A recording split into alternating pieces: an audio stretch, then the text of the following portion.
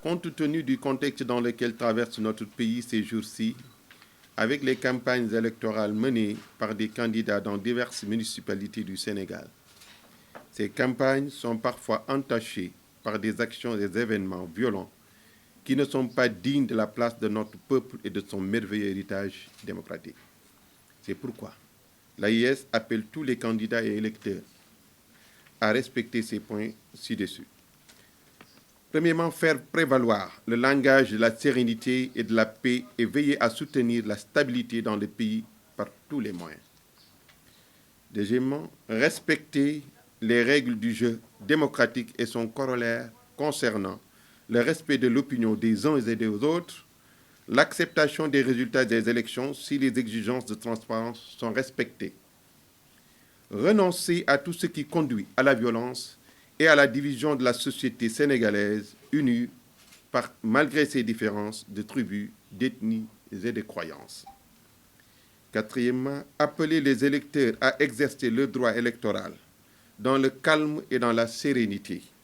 le jour du scrutin et choisir librement leur candidat.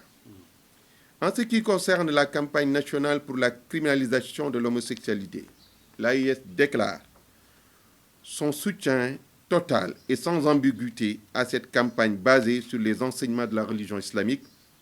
qui a interdit ces obscénités et a prévu des sanctions contre ceux qui la pratiquent, mais appelle les militants de cette campagne à rester vigilants pour ne pas tomber dans la politisation afin qu'aucun parti ou groupe de partis ne puisse penser qu'il est la cible d'une telle initiative. En ce qui concerne la charte de non-violence, l'AIS ne s'y oppose pas, mais elle considère que les politiciens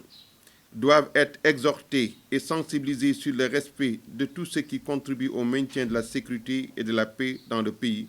sans exiger la signature d'un document à aucune partie. De même,